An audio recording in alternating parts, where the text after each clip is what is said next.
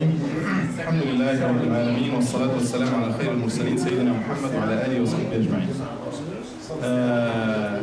Inshallah, a few minutes we give a quick demonstration of prayer, trying to pray like the Prophet ﷺ, but it's not necessarily the only way that is approved to pray. Sometimes you might know about a different style or a different position or so. Should be fine, inshallah ta'ala, as long as you have your own daleel or follow your own imam. I try to explain it in words so that the sister will be following with me, inshallah ta'ala, and then we will have some questions at the end of the ta'ala. We all know that before we start prayer, we have to make wudu. And again, this is not to teach you in the first place.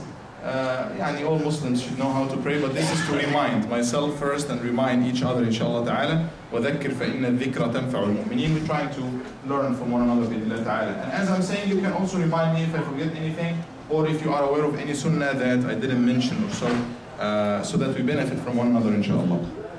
We make wudu.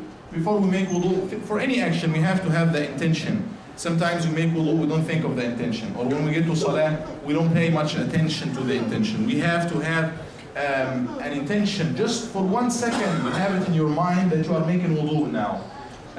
Once you have the intention, then you do the pillars, the most important parts of wudu, you have to pay attention to them.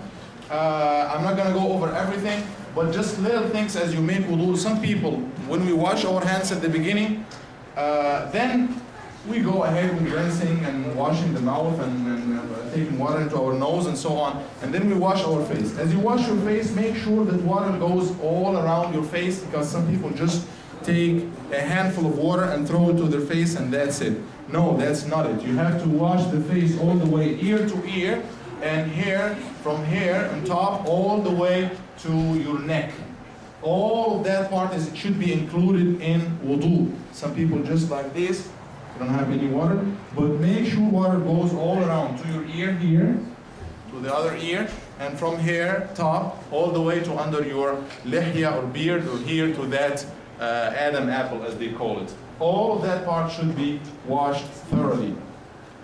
That's one thing that is important that you have to pay attention to. The other thing is, when you wash your arm after your face, many people, again, they don't pay attention to wash the hands. Hands are included as you wash your arms again. Even though you wash them at the beginning, but still from the fingertip all the way to the elbows, and elbows are included. Many people, you know, if they have tight sleeves or something, they don't take it all the way to the elbows. No, you have to have the elbows included as well in washing. And even if you go above the elbows, that should be fine, because the more you wash, the more it will be shining on the day of judgment, al-ghurra wal-tahjeel, as the Nabi ﷺ told us in the hadith. So make sure you wash thoroughly.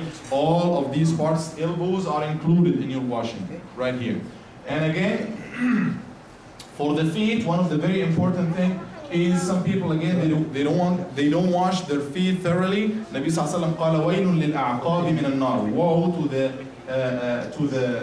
heels from the hellfire or from fire. Heels is you know, right here. That is al-aqab, behind the ankle here. That part should be washed thoroughly, because if you just put water like this, it's not gonna go everywhere. So make sure you take water everywhere and you take it beneath your toes, and make sure that it's completely washed, because if it's not completely washed, then this will affect the salah, and you don't want to lose the reward of your salah. Do wudu in order. Do it in order, because this is very important part of the wudu. Try to learn more. You can find a lot of information in the books of fiqh, or even online and everywhere. Then when you get to the salah, we have a lot of things to do. The very first thing to do is to have intention. And you have the intention while you are making takbir. You say takbir and you try to say it in a way that you hear yourself. It's not enough to just say it in your heart, but don't say it loudly or anything, or don't say just takbir. I'm talking about takbir, not about the knee. Say Allahu Akbar. And as you're saying Allahu Akbar, enough to hear yourself, not very loud, unless you are the imam, and it's salah, either jahriya or sirriya. You have to say it loud if you are the imam. Say Allahu Akbar, and as you're saying Allahu Akbar, have the intention that I'm praying now Salatul Dhuhr or Salatul Asr, or whatever salah it is that is the part to have niyyah for. And make sure you face the direction of Qibla, and Allah Jalla يقول فَوَلِّ وَجْهَكَ شَطْرَ الْمَسْجِدِ الْحَرَامِ. Face your face, or make your face towards the Masjid al-Haram, the holy masjid in Mecca, and that's why you have to follow the direction, the Qibla. And that is very important to keep it all the way until the end of Salah. Some people, while they are in line, they might turn right or left. You have to be facing the direction of Kaaba with your chest and with your body all the time as you are praying. Do not move right or left. Some people might need to scratch. Sometimes you see some people, they almost turn right or left. You don't want to do that because you have to have, during the prayer, you have to be facing the direction of Kaaba all the time. Then you get to Salah, Allahu Akbar, and you put your hands on your chest or a little bit under your chest, and you put the right hand on the left hand like this. Or you can also make al-qabd, which is you hold the rest of the left hand with the right hand. You hold it like this. And you can even put it on the sa'd or the arm all the way until the elbow. But some people might do different position like this. All of these things are not this is not salah. What the Nabi Sallallahu Alaihi Wasallam told is the best thing is to put the right hand on the left hand like this, or you can make a qabd like this or like that. But some people go all the way and they almost make qabd on that part. That is not right. You start. The sunnah is to make dua al-istiftah, a quick prayer. And Nabi Sallallahu Alaihi Wasallam taught us a lot of prayers to say before we start reading anything of the Quran. You can say Subhanak Allahumma wa bihamdik wa tabarak asmuk wa ta'ala jadduk wa la ilaha ghayruk. You find all of these prayers. We mentioned a lot of prayers, but inshallah you find them, all of these supplications in any booklet, in any masjid. You can easily find it. You can say it, or you can say too many other forms of dua al-istiftah or opening prayer. That's before you get to Al-Fatiha, you recite Surah Al-Fatiha. Then after you say that supplication, you say A'udhu billahi minash shaitanir rajim, Bismillahir Rahmanir Rahim, and you recite Surah Al-Fatiha. Brothers and sisters, make sure you recite Surah Al-Fatiha correctly. All of us are Muslim. All of us know how to recite Quran, but the problem is Salat Al-Fatiha is very critical for the validity of your prayer. To have a valid salah, you have to recite Al-Fatiha correctly. And that is not to say we are not reading it correctly, but to do it like Nabi Sallallahu Alaihi Wasallam, we have to study it. If you didn't study how to do it, please go to your imam, to your sheikh. Find any way to recite it well, so that find somebody to approve your recitation of Surah Al-Fatiha. Little mistakes in it might affect the salah. After you recite Al-Fatiha, which is the pillar, one of the pillars, for any rak'ah of salah, you have to recite Surah Al-Fatiha, unless you are a new Muslim, or as you are learning Surah Al-Fatiha, you can say some adhkar, subhanallah, alhamdulillah, instead of it. But after you learn Surah Al-Fatiha, for each single rak'ah, you have to read it. After reciting Surah Al-Fatiha, then you can recite something after that. And we say Ameen loud. Ameen is not Quran, but it's in salah. You have to say it after that, as the Nabi Sallallahu Alaihi Wasallam told us. Then you recite anything from the Quran, one ayah, two ayah, one short surah or long surah, whatever, any part after Al-Fatiha. Then after that you move to Al-Ruku', bowing down, and you say Allahu Akbar, raising your hand again to your shoulders or to your ears. This is the Nabi Sallallahu Alaihi Wasallam told us, كما في حديث وائل ibn Hujr, that he used to raise his hand Sallallahu Alaihi Wasallam towards his shoulders, and in the other hadith towards his ears, in three positions in salah. That is when he starts the salah, when he moves to ruku', when he stands up from ruku'. So again we raise our hands like this, facing the direction of Qibla, with this part side facing the direction of Qibla. At the very beginning, Allahu Akbar, and as we are moving, standing up, al-i'tidal, from ruku', getting to ruku' first, and as we're standing up from ruku'. And the other position is when you stand up for the third rak'ah. Some people, when they stand up after ruku', they say Sami Allahu liman hamida, and they are that part of their hands facing their face as if they are making dua. That's wrong. Nabi Sallallahu Alaihi Wasallam told us to say Sami Allahu liman hamida like this. Now we get to ruku', you make sure that when you are in a position of ruku', that you have that 90 degrees angle. Even your back should be straight. Can Nabi Sallallahu Alaihi Wasallam hasara dhahrahu fi ruku', like making it flat or straight, and the head goes on the same level. So if you are making ruku', you make sure you say Allahu Akbar.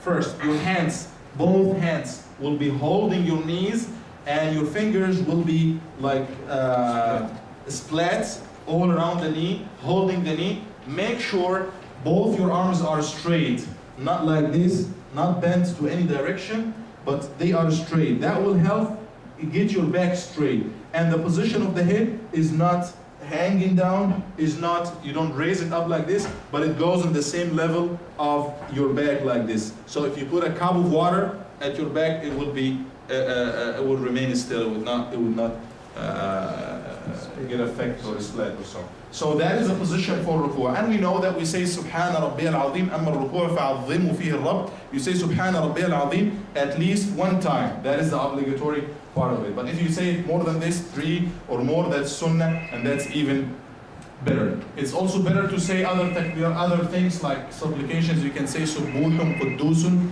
Rabbul Malaikati wal Ruh. You can say many other prayers that you find them in the ahadith. But make sure again, your back is straight, your head is not hanging, it's not raised up, but it's in the same level of your back, and you are looking at the position of your sujood. That's all the prayer. During all the prayer, your eyes should be looking at this position.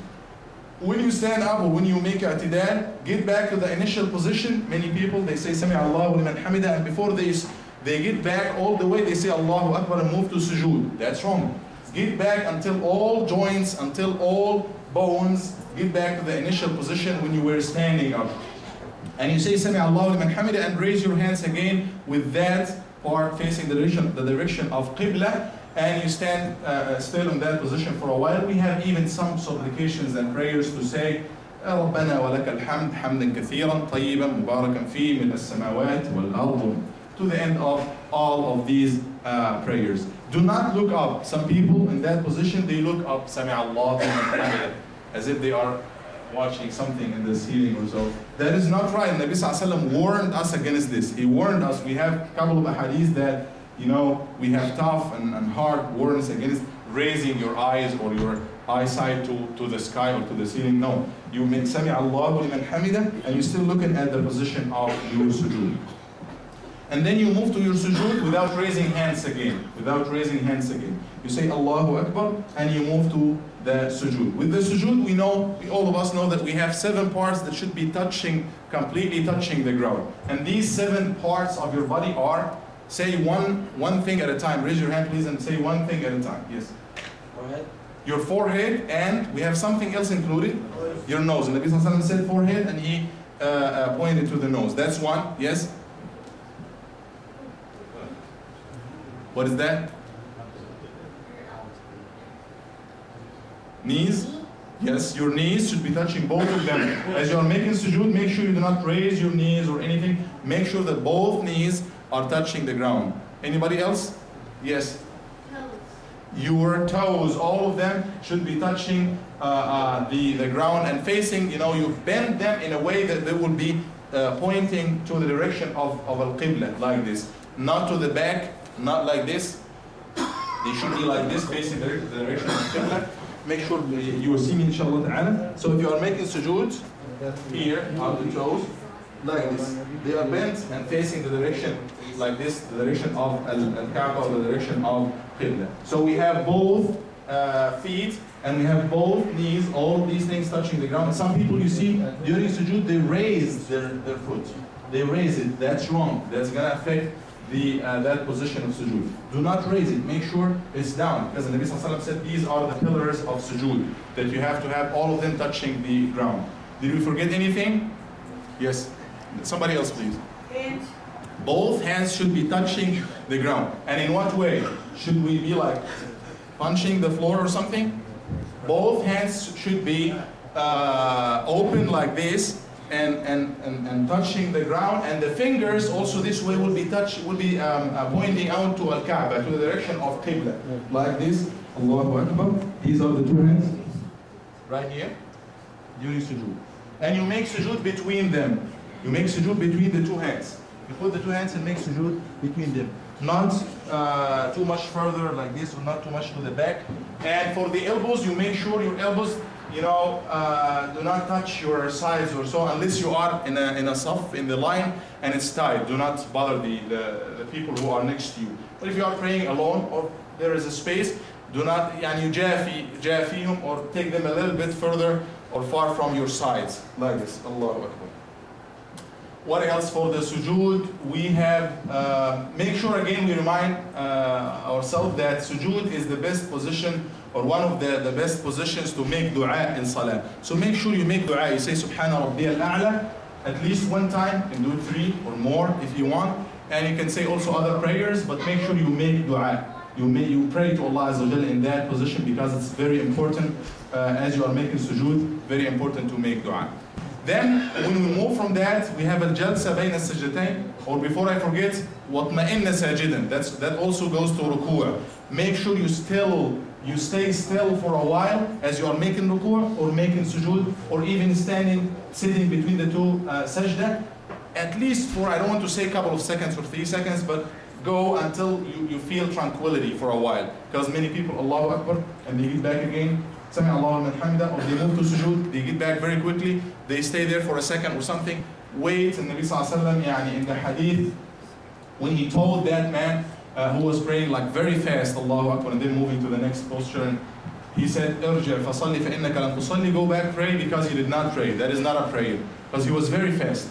The Nabi Sallallahu Alaihi Wasallam, when he taught him the salah, he said, make ruku' and make sure you stand still for a while in your ruku', in your sujood, and so on. The sajda, the jalsa between the sajdatayn, or that session between the two sajda, you get back all the way until you sit down and stay still for a while. And you can also say the dua. Nabi Sallallahu Alaihi Wasallam say, Rabbi ghfirli twice, or we have another dua that's a little bit longer. Then you move again to the sujood, and you make it in the same way, with the hands touching the floor, with all the fingers pointing to the direction of Qibla, with you making sujood in between your hands and so on. Make sure make sure while you are in sujood that your stomach does not touch your thighs. You don't get like very squeezing yourself or something, but you make sure that you get a little bit far from your stomach from your thighs. Then when you stand up for the second rak'ah, it's going to be the same thing that you will be doing all the time. But after the second rak'ah, you'll be sitting for the middle tashahhud. For the middle tashahhud, you say only at-tashahhud. You don't say as-salah al-Nabi sallallahu alayhi wa sallam. Say ashhadu an la ilaha illallah wa ashhadu anna Muhammadan abduhu wa rasuluh. Then you can stand up. If you decide to say it, it's not going to be a problem. You get more reward inshallah, but Nabi sallallahu alayhi wa sallam, he used to say just at-tashahhud without as-salah al-Nabi for the middle tashahhud after the second rak'ah. Then when you stand up for that tashahhud, after that tashahhud, you raise your hands again and say Allahu Akbar, and you start reading. Here you recite only al-Fatiha for the remaining rak'ahs. If it's one rak'ah, like if it's Salat al-Maghrib, or 2 more rak'ahs that you recite only Surah al-Fatiha. Again, if you recite some Quran after al-Fatiha, it should be okay, because sometimes the Nabi sallallahu alaihi wasallam used to recite something after al-Fatiha for the rak'ahs after that, 1 or 2 rak'ahs after that. The position for the middle tashahhud and for the last tashahhud is going to be almost the same, with one difference. You'll be sitting down first in the jalsa between the sajdatayn, and the session between the two sujood. Your left foot is like stretched, or you spread it on the floor and you sit on it like this. Talking about the left foot, you put it like this and you sit on it. The right foot is standing like this. That's between the two sujood. That's one option. The other option is you can sit on both of them. You spread both of them like this and sit on them. Again, what posture is this? What position is this when we do that? For a tashahhud, or for the jalsa between the sajdatayn? The jalsa, or the session between the two sajda. You can do either this or that. Then for the middle tashahhud, you can do that. That is the option that you have, is to have the left foot, you are sitting on it, the right foot is standing like this. Is standing with all the toes bent towards the direction of al-Qibla. For the last tashahhud, it's sunnah, By the way, all of these positions, if it's hard, if any of these positions is hard for anybody, for darura or necessity, yani that's a different story that we can talk about. But we're talking about yani, supposing that, mashallah, yani, you are fit to do all of these positions. For the final tashahhud, the final session, you do the same, but instead of sitting on your left foot, being spread or extended or under you to sit on it, you put it under the right leg, like this. So, and you will be touching the floor, sitting on the floor like this, with your right foot the same position, which is standing, and the toes are bent towards the direction of Qibla like this, and the right foot is under, or the left foot is under it, like this. That is the final position for tashahhud. That's pretty much all. I'm sure I forgot a lot of things to mention, but inshallah, if you have any question or anything to remind us about, it would be good with later. سؤال يا شيخ، بالنسبة للجمع والكسرة، نسأل بعض الشهور كل 3 أيام، بعض الشهور كل شهر و11 يوم. فكيف تفسر هذا؟ كيف تفسر لك قديش يوم حكينا نجمع نكسر؟ السؤال الثاني، هل يحق للإنسان يصلي في السيارة أم لا؟ طيب. The first question the brother is asking about the Jam'a wal Qasr, combining the prayer and shortening the prayer. We know that shortening the prayer is going to be only while you are traveling. There is no other way to shorten the prayer. Combining the prayer, it can be for many reasons. If it's really, if it's raining hard, if the, you know, for the, حتى some scholars say if it's very much windy, if in any conditions that will hinder people from coming to Salat al-Jama'ah, you can make combination of the prayer without shortening. Combination will be only for Dhuhr and Asr together, Maghrib and Isha together. Talking about combination. But for traveling, you can do both of them. You can combine and you can shorten. You can combine Dhuhr with Asr in the time of Dhuhr or in the time of Asr, no problem. You can combine Maghrib and Isha in the time of Maghrib, in the time of Isha, no problem. And you can also shorten them. Shorten them, that's going to be only for the Salah that's 4 rak'ah. The Salah that's 4 rak'ah, which is we have only 3 prayers. Dhuhr, Asr, and Isha. Shortening them, you make them 2. But there is no shortening for Salat al-Subh or al-Fajr. There is no shortening for Salat al-Maghrib. You pray them just 2. How many days, his question is how many days the person is eligible to make qasr for, or when. First, you have to have the distance of safar, the distance of traveling, which is at least 48 miles. That is the minimum. If you are traveling 48 miles, the scholar said 50 miles. 50 miles or less, 48 miles or less, you do not shorten the prayer.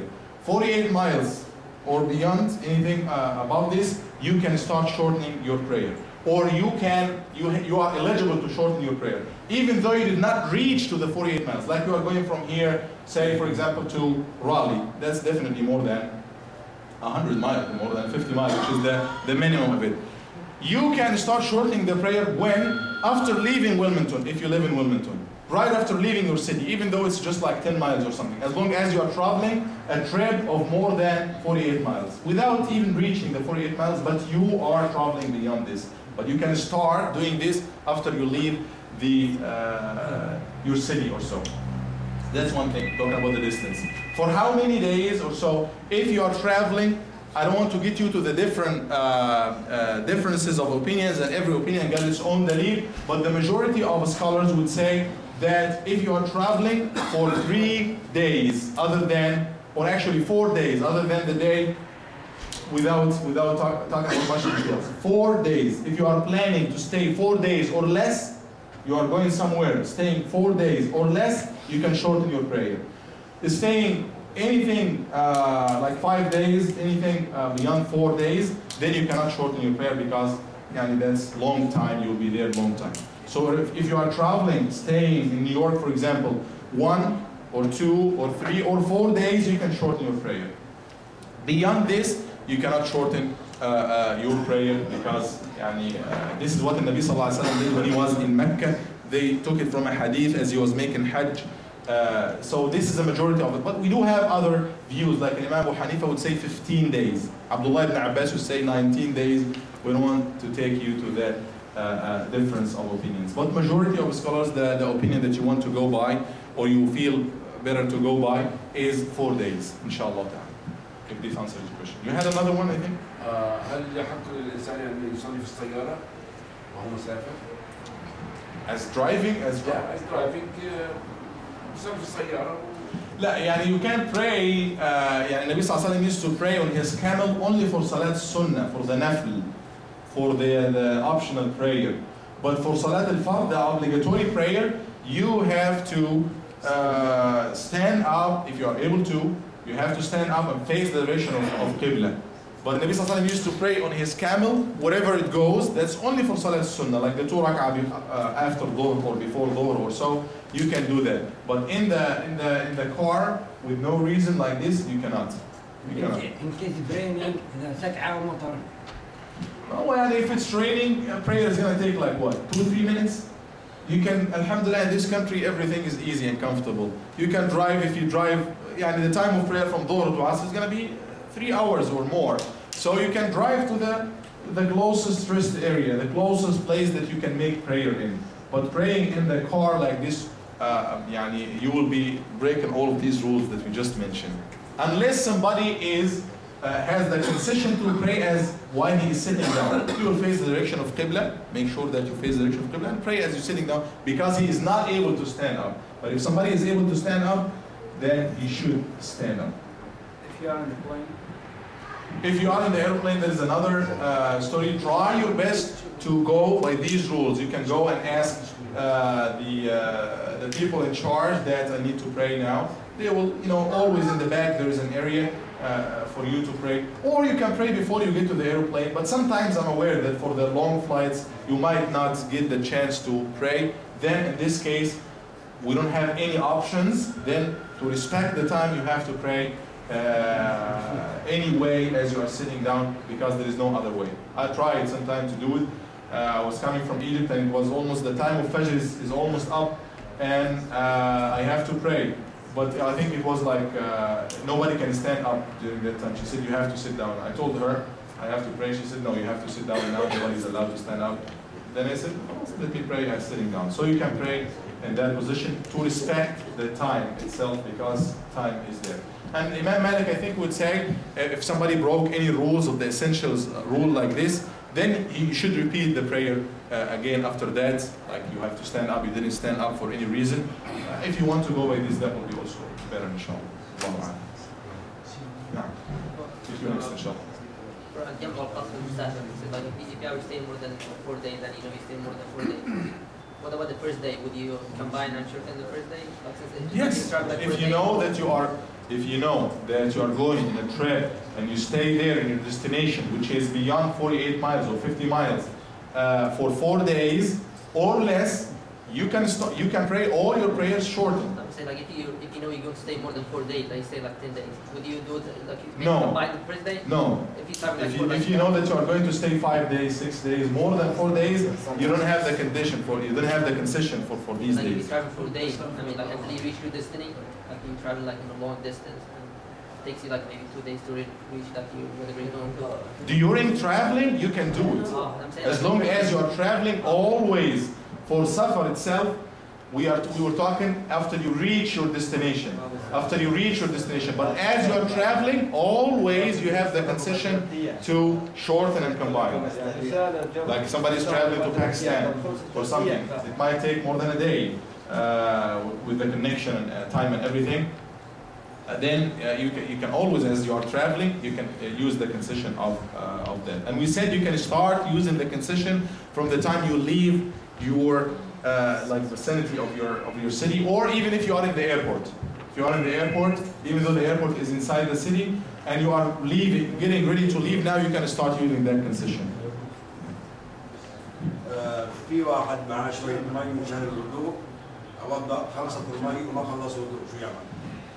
كمل تيمم. يتيمم يعني. Yeah, if there is no water, we know the alternative for that is to make them. But make sure that you don't have water around you, or if there is water and you are not able to use it, or if there is water, you have to use water. If there is no water, you have to search for water. If you know that there is really no water around you, then you make tayammum, which is they call it dry ablution, or using the sand Allah. Let me take it. Sorry. I wanted to ask you, this is about the Tashbih prayer, Tawbah prayer, and Istikhara. I read a book about